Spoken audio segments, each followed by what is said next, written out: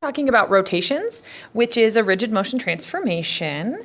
And I'm going to show you a little bit easier way to think about rotations that if you don't want to use the coordinate rule. So obviously we're going to talk here in a little bit about these coordinate rules and we'll talk about how to use them.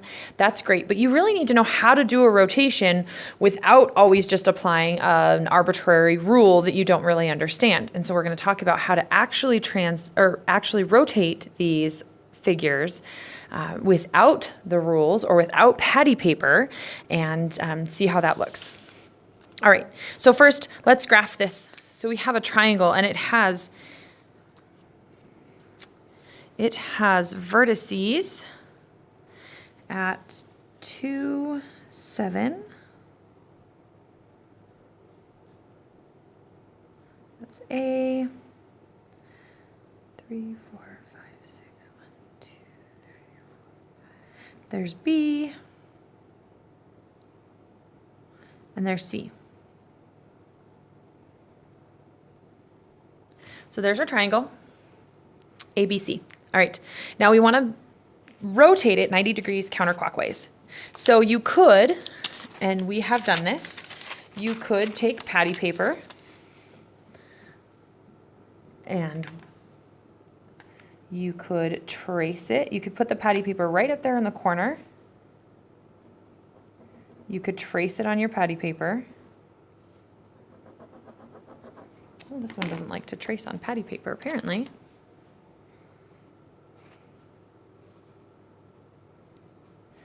And then you could literally just rotate that entire quadrant over here and put your new points there. That's one way to rotate with patty paper. However, let's take a look at another way to do it without using patty paper because we don't always have that available and I really want to see other ways of doing it. So first we're going to draw a line that goes from our center of rotation, which is the origin, to one of our points. So we're going to draw a line from our center of rotation to B, and then we're going to make a triangle out of this one. Make a triangle here. This is a right triangle. Now I want to ask you a question. When you are on this axis and you rotate 90 degrees, where do you end up? Well, if I take this axis and I rotate it exactly 90 degrees, I end up right here. So rotating 90 degrees from here gets me to up here on the y-axis. So we could just rotate this triangle so that this one side that's right on our x-axis right now is actually on our y-axis, and then we know we've rotated this exactly 90 degrees, and then this is definitely the same distance from here to here because it's the same triangle. It's a congruent triangle. So basically what we're doing is we're rotating that line over here by rotating this triangle. So I take my fingers and I look at it like this, and then I turn it with that L. So I say, okay, right now I have an L like this, and then I want to turn the L this way so that this side is going up and down. 1, 2, 3, 4, 5, 6.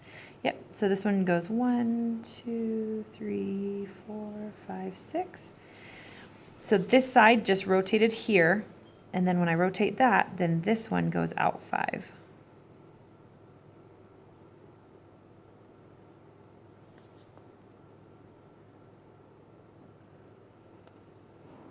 Like that. And my point B was right here. And when I rotated it, my new B prime is right here. So let's do the same thing for A.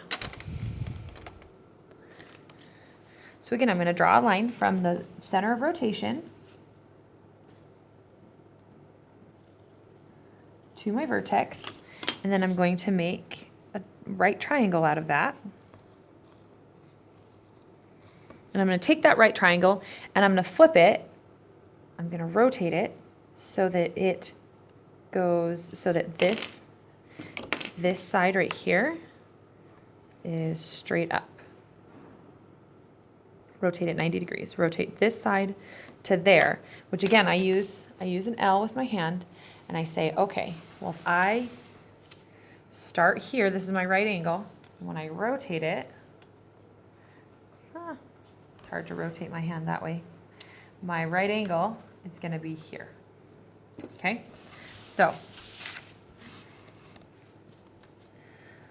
this one is going to be 1, 2, up 1, 2, and over 6,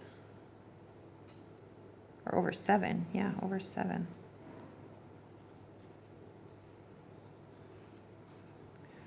So I took this triangle, these are the same size triangles, because it's 7 and 2, it's the same size triangle. I just flipped it, and when I flipped it, my new, or actually I wouldn't call it flipping, that would be reflecting, but I turned it so that my A started here, it turned around on this circle, and now I have A prime right there. And finally, we're going to do C. So we draw a line to C, make it into a triangle, and now we turn that triangle. So it was 1, 2, 3, 4 this way already. So we're going to flip this line. So instead of going this way, this line's going this way. 1, 2, 3, 4 over 1, and there is your triangle. So C prime is right there. So what we've found now is the 3 vertices right here, and right here, and then we can just connect them. And you see that we got the same exact triangle as when we rotated our patty paper. Yeah, we started here and rotated our patty paper. We got the same triangle.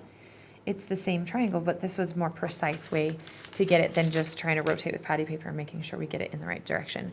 So right triangles are a great way to rotate a figure. And if you wanted to do it 90, well then you just, or if you want to do it 180, you flip it once and then flip it again.